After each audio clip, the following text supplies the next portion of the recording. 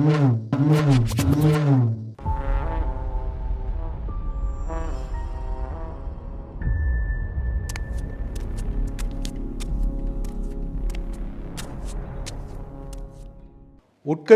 பூசல், கோஷ்டி மோதல் இது போன்ற வார்த்தைகள் எல்லாம் பொதுவாக தேசிய கட்சியான காங்கிரஸ் கட்சியோட தொடர்பு படுத்தி தான் கருத்துக்கள், செய்திகள் அப்படின்றது வரும்.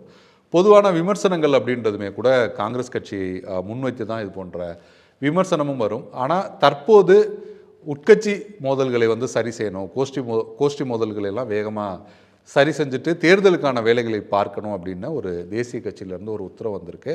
அது காங்கிரஸ் கட்சியிலேருந்து இல்லை, மற்றும் ஒரு தேசிய கட்சியான பாஜகலேருந்து வந்திருக்கு. அப்படி ஒரு உத்தரவை பிறப்பிச்சிருப்பவர் மத்திய உள்துறை அமைச்சர் அமித்ஷா தான் அப்படி ஒரு உத்தரவை பிறப்பிச்சிருக்காரு. தமிழக பாஜகவோட மூத்த தலைவர்கள், மூத்த நிர்வாகிகள் கிட்ட தான் அப்படி ஒரு கருத்தை அவர் கூறியிருக்கிறதாக, அப்படி ஒரு அறிவுரை அவர் சொல்லியிருக்கிறதாக சமீபத்தில் செய்திகள் வெளியாகிட்டுருக்கு. தமிழக அரசியல் களத்தோட முக்கியமான பேசுபொருளாகவும் அந்த விஷயம் மாறி இருக்கு. அப்படி கோஷ்டி மோதல்களை வேகமாக சரி செய்யணும், கோஷ்டி பூசல்களை சரி செய்யணும் அப்படின்னு அமித்ஷா உத்தரவிடுவதற்கான காரணம் என்ன, தமிழ்நாடு பாஜகவில் என்ன மாதிரியான கோஷ்டி மோதல்கள், பூசல்கள் இருக்குது உள்ளிட்ட விஷயங்களை தான் இந்த வீடியோவில் நம்ம பார்க்க போகிறோம். ஆச்சி ராயல் குலோப் ஜாமுன் பேக்ஸ், ஒன்று வாங்கினால் ஒன்று இலவசம். குறைந்த விலை, நிறைந்த தரம், தங்கள் தேவைகள் அனைத்தும் ஒரே இடத்தில். ஜெயச்சந்திரன். தற்போது பாஜகவில் நடக்கிற இந்த பிரச்சனைகளுக்கு முன்பாக நம்ம ஒரு சின்ன ரீவைண்ட் அப்படின்றத பார்க்க வேண்டியது இருக்குது. தமிழக பாஜகவோட தலைவராக இருந்த எல் முருகன் அந்த 2021 தேர்தலுக்கு பிறகு குறிப்பிட்ட காலத்தில் மத்திய அமைச்சராக்கப்படுறாரு. தொடர்ச்சியாக தமிழக பாஜகவோட தலைவராக திரு அண்ணாமலை அவர்கள் பொறுப்பேற்கிறாரு. அவர் பொறுப்பேற்ற வெகு சில மாதங்கள்லேயே ஒரு கருத்து பரவலாக, ஒரு செய்தி பரவலாக பரவுது. அது என்னென்னா, தமிழக பாஜகவில் அண்ணாமலை மற்ற தலைவர்களை ஓரம் கட்டுவதற்கான அந்த முயற்சிகளில் ஈடுபடுறாரு. மற்ற மூத்த தலைவர்கள் பேசுவதற்கு தடை விதிக்கிறாரு, முக்கியமான கருத்துக்கள் சொல்கிறதுக்கு தடை விதிக்கிறாரு அப்படின்னு தன்னை மட்டுமே முன்னிறுத்திக்கிறாரு. குறிப்பாக சீனியர்ஸை ஓரம் கட்டுறாரு உள்ளிட்ட செய்திகள் அப்படின்றது தொடர்ச்சியாக வந்துட்டே இருந்தது. ஆனால் வெளிப்படையாக எந்த ஒரு பாஜக தலைவரும் இது போன்ற குற்றச்சாட்டுகளை முன்வச்சதில்லை. அது மட்டும் இல்லாமல் வார் ரூம், அதாவது ஐடி விங் மூலமாக தனக்கு எதிராக இருக்கிற இல்லை தன் கட்சியில் தனக்கு போட்டியாக இருக்கிற நிர்வாகிகளை அண்ணாமலை வார் ரூம் தன்னோட தனியாக ஒரு ஐடி விங் நடத்தி அதன் மூலமாக அவர்களை சமூக வலைத்தளங்களில் விமர்சனம் பண்ணுறாரு. அது போன்ற கருத்துக்களையும் பாஜகலேருந்து வெளியேறுற நிர்வாகிகள் அவ்வப்போது முன் வச்சுட்டே இருந்தாங்க. ஆனால் பொதுவாக அப்படி ஒரு கருத்தை யாருமே கட்சியில் இருக்கும்போது எந்த ஒரு மூத்த தலைவரும் அப்படி ஒரு கருத்தை முன்வைக்கல. குறிப்பாக 2024 நாடாளுமன்ற தேர்தலுக்கு முன்பாக பார்த்தோன்னா அது வரைக்கும் அதிமுக பாஜக கூட்டணி அப்படிங்கிறது தான் இருக்குது. அண்ணாமலை சில கருத்துக்கள், அண்ணா குறித்து சில கருத்துக்கள் பேச அதிமுக பாஜக கூட்டணி அப்படிங்கிறது முடிவுக்கு வருது. தொடர்ச்சியாக 2024 நாடாளுமன்ற தேர்தல் அப்படிங்கிறது அதிமுக ஒரு அணியாகவும் பாஜக ஒரு அணியாகவும் தான் போட்டியிடுறாங்க. வெற்றி கிடைக்காத ஒரு ரிசல்ட் அப்படிங்கிறது தான் வருது. திமுக கூட்டணி அனைத்து இடங்களிலுமே ஒரு மாபெரும் வெற்றியை பெற்றாங்க.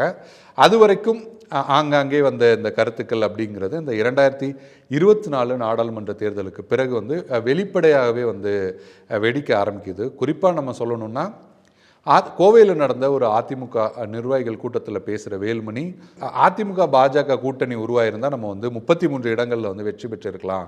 இந்த கூட்டணி போனதால தான், கூட்டணி போனதால், குறிப்பாக அண்ணாமலை போன்றவர்களோட பேச்சினால தான் இந்த தோல்வி அப்படிங்கிறது இந்த தேர்தலில் கிடச்சிருக்கு அப்படின்ற கருத்தை முன்வைக்கிறாரு.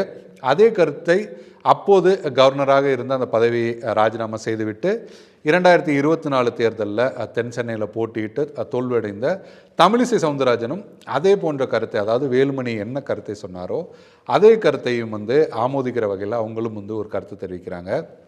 இது குறித்து அண்ணாமலையிடமும் கேட்கப்படுது. அவர் இவ்வளவு காலமாக பாஜகனால தான் நாங்கள் தோல்வி அடைஞ்சோம் அப்படின்னு சொல்லிட்டு இருந்த அதிமுகவோட முன்னணி தலைவர்கள் இப்போ பாஜக சேர்ந்து இருந்தால் வெற்றி அடைஞ்சிருக்கலாம் அப்படின்னு சொல்கிறது சரியான கருத்து இல்லை அப்படின்ற கருத்துக்களையும் தெரிவிக்கிறாரு. அதிமுகவோட மூத்த தலைவர் தெரிவித்த கருத்து அண்ணாமலை எதிர்வினையாற்றாரு. ஆனால் இந்த கருத்து தமிழிசை அதை ஆமோதித்ததால் தமிழிசைக்கும் அண்ணாமலைக்கும் இடையிலான ஒரு மோதலாக, ஒரு பனிப்போராக இந்த விஷயம் உருவாகுது. சமூக வலைதளங்களில் பாஜகவோட முன்னாள் தலைவர், முன்னாள் ஆளுநர் தமிழிசை சவுந்தரராஜனுக்கு எதிராக அண்ணாமலையோட ஆதரவாளர்கள் வந்து கடுமையான விமர்சனங்களை வந்து முன்வைக்கிறாங்க. நீங்கள் திரும்ப வந்து ஆளுநராகவே போயிடலாம், நீங்கள் வந்து தமிழ்நாட்டில் உங்களுக்கு என்ன நடந்துட்டுருக்குன்னே தெரியல அப்படின்ற வகையில் நீங்கள் வந்து திரும்ப வந்து வடநாட்டுக்கே நீங்கள் ஆளுநராக போயிருங்க, அது போன்ற கருத்துக்களை வந்து முன்வைக்கிறாங்க. இதனால் வெளிப்படையாகவே தமிழிசை வந்து சொந்த கட்சியையே வந்து சமூக வலைதளத்தில் விமர்சிக்கிறது அப்படின்றதெல்லாம் சரி கிடையாது. வெளியிலேருந்து வந்தாலும் சரி, கட்சியிலேருந்து வந்தாலும் சரி, நான் இங்கே தான் இருப்பேன், எங்கேயுமே போக மாட்டேன், நான் முன்னாள் மாநில தலைவராக இருந்திருக்கேன், உயர்ந்த பொறுப்புகள்லாம் வந்து வகிச்சிருக்கேன், நான் இந்த மண்ணோட மகள், நான் எங்கேயும் போக மாட்டேன் அப்படின்ற கருத்துக்களை தமிழிசையுமே வந்து தெரிவிக்கிறாங்க. அதே போல் ஒரு நேர்காணலில் தமிழிசை வந்து தற்போது கட்சிக்காக வேலை செய்கிறவங்க அப்படிங்கிறத தாண்டி சமூக விரோதிகள் இந்த மாதிரியான ஆட்களுக்கெல்லாம் வந்து கட்சியில் பொறுப்பு கொடுக்கப்படுது அப்படின்ற கருத்தையும் வந்து தமிழிசை சவுந்தரராஜன் வந்து முன்வைக்கிறாங்க. அதற்குமே அண்ணாமலையோட ஆதரவாளர்கள் கிட்ட இருந்து வந்து கடுமையான ஒரு எதிர்வினை அப்படிங்கிறது தான் வருது. குறிப்பாக சொல்லணும்னா, அப்போது பாஜகவில் இருந்த அண்ணாமலை ஆதரவாளராக அறியப்பட்ட திருச்சி சூர்யா வந்து தமிழிசையோட அந்த கருத்து வந்து அடிப்படையிலே தவறானது, தமிழிசை ஆதரவால் கட்சியில் வந்து தலைவரான எல்முருகன் காலத்தில் தான் நிறைய சமூக விரோதிகள் வந்து கட்சியில் பொறுப்புக்கு வந்திருக்காங்களே தவிர அண்ணாமலை அவர்களோட காலத்தில் வந்து வரலை அப்படிங்கிற கருத்தை வந்து அவர் வந்து முன்வைக்கிறாரு. தமிழிசைக்கு ஆதரவாக நிறைய மூத்த தலைவர்கள் வந்து பேசுகிறாங்க. குறிப்பாக பார்த்தா பாஜகவில் தொடர்ந்து பயணிச்சுட்டு வந்த கல்யாணராமன் உள்ளிட்டவர்கள் சமூக வலைதளத்தில் நேரடியாக அண்ணாமலையை வந்து அட்டாக் செய்து கருத்துக்களை வந்து பதிவிடுறாங்க. இது தொடர்ச்சியாக போய்கொண்டே இருக்கிற சூழலில் வந்து பாஜக மையக்குழு கூட்டத்தில் வந்து கட்சிக்கு எதிராக சமூக வலைதளங்களில் பேசுகிறவங்க மேலே நடவடிக்கை எடுக்கணும் அப்படின்னு தமிழிசை சவுந்தரராஜன் ஒரு கருத்தை முன்வைக்கிறாங்க. அந்த அடிப்படையில் திருச்சி சூர்யா மேலே அந்த நடவடிக்கை எடுக்கப்படுது. அதன் தொடர்ச்சியாக கல்யாணராமன் மீதும் நடவடிக்கை எடுக்கப்பட்டு 2 பேருமே வந்து கட்சியிலேருந்து நீக்கம் வந்து செய்யப்படுறாங்க. கிட்டத்தட்ட கடந்த ஆண்டு இது போன்ற சம்பவங்கள்லாம் வந்து நிகழ்ந்தது. அதன் தொடர்ச்சியாக நம்ம பார்த்தோம்னா, ஆந்திராவோட முதல்வராக அப்போது வெற்றி பெற்ற சந்திரபாபு நாயுடுவோட அந்த பதவியேற்பு விழாவில் கலந்துக்கிற தமிழிசை கிட்ட மேடையிலே வெளிப்படையாக மத்திய உள்துறை அமைச்சர் அமித்ஷா வந்து இது போன்றலாம் நடந்துக்கக்கூடாது அப்படின்னு மேடையிலே வெளிப்படையாக அவரை வந்து ஒரு எச்சரிக்கும் விதத்தில் பேசிய அந்த வீடியோக்கள்லாம் வெளியாகி மிகப்பெரிய அளவில் பேசு பொருளானது. அதே போல் அப்போது பாஜக தலைவராக இருந்த அண்ணாமலையும் டெல்லிக்கு அழைத்து இனிமேல் வந்து கட்சி விஷயங்கள் அப்படிங்கிறத வந்து கட்சி தலைமையகத்தில் இருந்து மட்டும்தான் பேசணும், ஏர்போர்ட்டில் பேட்டி கொடுக்குறது, அங்கே கொடுக்குறது போன்ற விஷயங்கள் எல்லாம் செய்யக்கூடாது அப்படின்னு அறிவுறுத்தியதாகவும் வந்து ஒரு செய்திகள் வந்து வெளியானது. பிறகு அப்போதைய பாஜக தலைவர் அண்ணாமலை தமிழிசையை போய் நேரடியாக வீட்டில் போய் பார்த்தார். பின்னர் அந்த பிரச்சனை எல்லாமே ஓரளவுக்கு சமாதானமாக வந்தது. அதற்கு பிறகு தற்போது பாஜகவில் ஒரு கோஷ்டி மோதல் இல்லைன்னா வந்து ஒரு கருத்து மோதல் அப்படிங்கிறது உருவாயிருக்கிற விஷயங்களை தான் வந்து பார்க்க முடியுது. இதற்குமே வந்து நம்ம வந்து ஒரு ஓராண்டுக்கு பின்னால் போக வேண்டியது சூழல் தான் இருக்குது. தற்போது பாஜகவில் மத்திய நிதியமைச்சர் நிர்மலா சீதாராமனுக்கும் அண்ணாமலைக்கும் இடையில் வந்து கருத்து மோதல்கள் வந்து நிலவுது அப்படின்ற தகவல்கள் தான் வந்து வருது.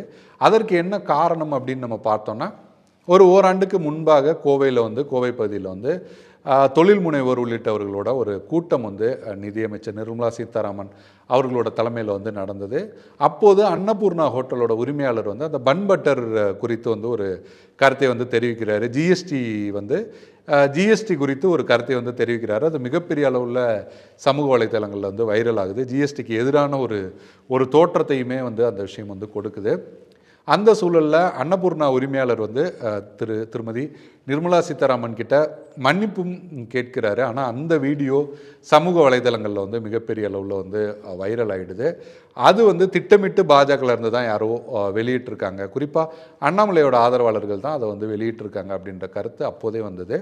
நிர்மலா சீதாராமனுக்கும் அண்ணாமலைக்கும் இடையில் அந்த ஒரு மோதல் அப்படிங்கிறது உருவாயிடுச்சு. அதற்கு முன்பே நம்ம பார்த்தோம்னா கூட நிதியமைச்சர் நிர்மலா சீதாராமனோட ஆதரவாளராக அறியப்படுற KT ராகவன் அவர் விஷயத்திலுமே அவர் வந்து பதவி பறிக்கப்பட்ட விஷயத்திலையுமே வந்து அண்ணாமலை தான் பின்னணியில் இருக்கார், அது போன்ற தகவல்களும் வந்தது. தொடர்ச்சியாகவே நிர்மலா சீதாராமன் அவரோட ஆதரவாளர்களை வந்து அண்ணாமலை வந்து புறக்கணிக்கிறார், அது போன்ற கருத்துக்கள் வந்து தொடர்ச்சியாக முன்வைக்கப்பட்டது. அதற்கு பிறகு தமிழக பாஜக தலைவராக அண்ணாமலை வந்து பாஜக தலைவர் பதவியிலிருந்து அண்ணாமலை வந்து மாற்றப்படுறாரு.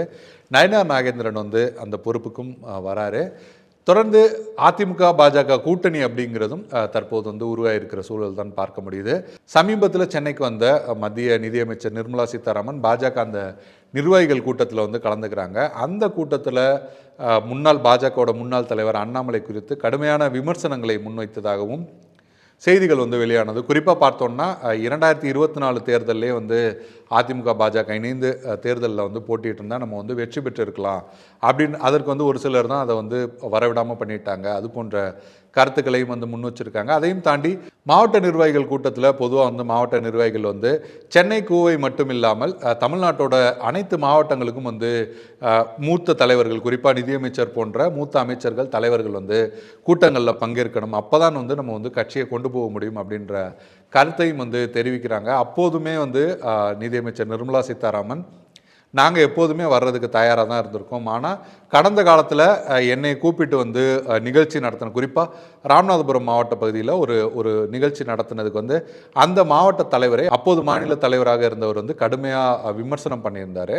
அது மட்டுமல்ல, அனைத்து மாவட்ட தலைவர்களுக்குமே வந்து எங்களை போன்றவர்களை கூப்பிட்டு விழாவோ கூட்டங்களோ நடத்தக்கூடாது அப்படின்னும் உத்தரவிட்டிருந்தார். அதனால தான் நாங்கள் வந்து கலந்துக்கல. தெருமுனையில் ஒரு கூட்டம் நடத்தினா கூட அதுக்கு வந்து பேசுகிற கூட நாங்கள் வந்து தயாராக தான் இருக்கோம். அது போன்ற கருத்துக்களையும் வந்து நிர்மலா சீதாராமன் பேசியதாக செய்திகள் வெளியானது. குறிப்பாக வந்து அண்ணாமலை அப்போது தலைவராக இருந்த அண்ணாமலை விமர்சித்து தான் இந்த கருத்துக்கள் எல்லாம் சொல்லப்பட்டதாகவும் வந்தது. அதே போல் இந்த ஜிஎஸ்டி விஷயங்கள், இந்த கடந்த காலத்தில் அன்னபூர்ணா உணவகம் சார்ந்து நடந்த அந்த விஷயங்களையுமே வந்து அண்ணாமலை வந்து தனிப்பட்ட முறையில் வந்து அதற்கு மன்னிப்பு கேட்டு ஸ்கோர் செஞ்சுட்டாரு அப்படின்ற வகையிலும் பேசப்பட்டதாகவும் தகவல்கள் வந்தது.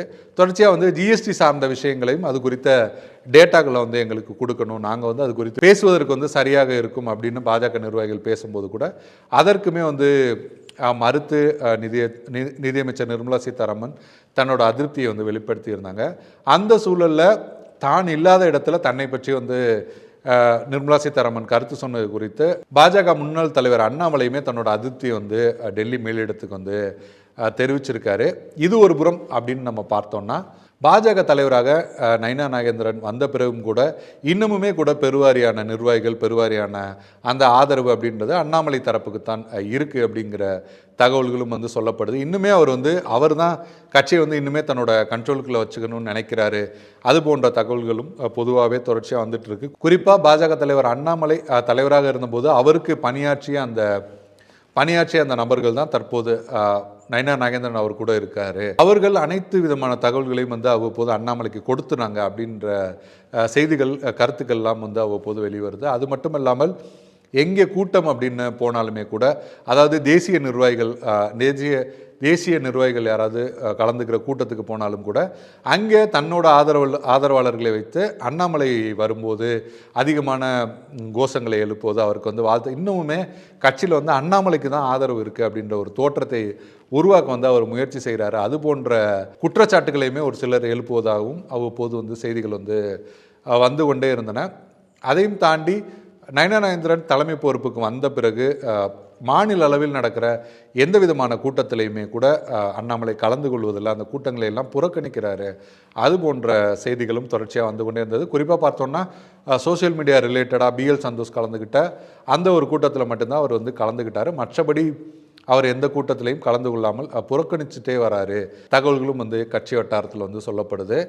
இந்த நிலையில் இந்த இருவருக்கும் இடையிலான இன்னமுமே கூட முழுமனதாக வெளியில் பார்க்கும்போது வந்து நன்றாக பேசி மேடைகளில் வந்து நன்றாக பேசினாலும் கூட அந்த பனிப்போர் அப்படின்றது அந்த 2 பேருக்கும் இருக்குது அப்படின்ற தகவல்கள் தான் பாஜக வட்டாரத்திலேருந்து நமக்கு வந்துகிட்டே இருக்குது. இன்னமுமே கூட சமீபத்தில் திருநெல்வேலியில் நடந்த அந்த பூத் கமிட்டி அந்த கூட்டத்தில் கூட நினைத்த அளவுக்கு கிட்டத்தட்ட ஒரு 70,000 பேர் அப்படின்னு கூட்டுவதற்கு ஏற்பாடு செய்யப்பட்டிருந்தன. அந்த அளவுக்கு ஆட்கள் வரல, ஒரு 20-30,000 பேர் தான் கலந்துக்கிட்டாங்க அப்படின்ற விஷயமுமே கூட நைனா நாகேந்திரன் மீது ஒரு அதிருப்தி உண்டாயிருக்கு. அவரால் அண்ணாமலை அளவுக்கு ஆட்களை வந்து திரட்ட முடியல, ஒரு ஆக்டிவாக இளைஞர்களை வந்து கவர முடியலை. அது போன்ற செய்திகளையும் நைனா நாகேந்திரனுக்கு எதிராக டெல்லி மேலிடத்திற்கு வந்து அண்ணாமலை அவரோட ஆதரவாளர்கள் வந்து அனுப்பியதாகவும் வந்து ஒரு சில தகவல்கள் இருக்குது. அப்படின்னு இந்த உட்கட்சி பூசல் அப்படிங்கிறது அங்கங்கே அவ்வப்போது இருக்கிறதால தான் அதிமுகவோட கூட்டணி அமைத்த பிறகும் கூட இன்னமுமே கூட ஒரு ஆக்கப்பூர்வமான பணிகளை வந்து முன்னெடுக்க முடியல.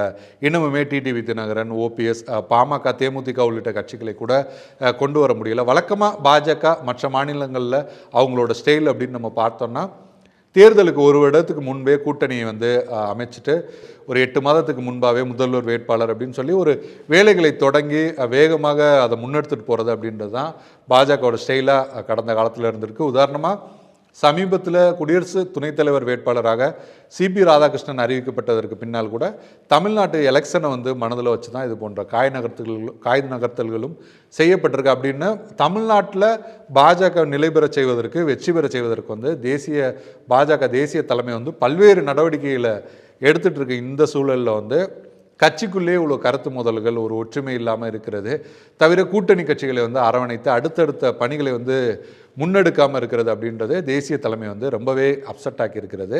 அதனை தொடர்ந்து தான் வந்து சமீபத்தில் மையக்குழு கூட்டம் இல்லை ஆலோசனை குழு கூட்டம் பாஜகவோட முக்கிய தலைவர்களை வந்து அழைத்து அந்த கூட்டம் வந்து வானதி சீனிவாசன், பொன் ராதாகிருஷ்ணன், நயனா நாகேந்திரன், தமிழிசை, ராஜா அப்படின்னு அந்த முக்கிய தலைவர்கள் எல்லாரையும் அழைத்து அமித்ஷாவோட இல்லத்தில் வந்து இந்த கூட்டம் வந்து நடைபெற்றிருக்கு.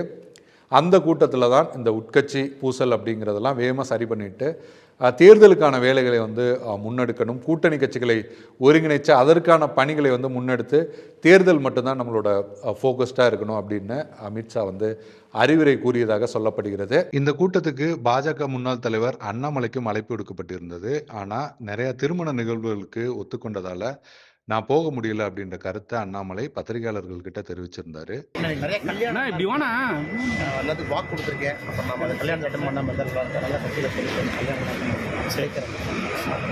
பாஜகவில் தற்போது இந்த நிலவி வருகிற இந்த அசாதாரண சூழல், குறிப்பாக இந்த உட்கட்சி பூசல் அப்படின்றது முடிவுக்கு வருமா, அடுத்து என்ன நடக்கும் அப்படின்றத நம்ம அடுத்தடுத்த வீடியோக்களில் பார்க்கலாம். நன்றி, வணக்கம்.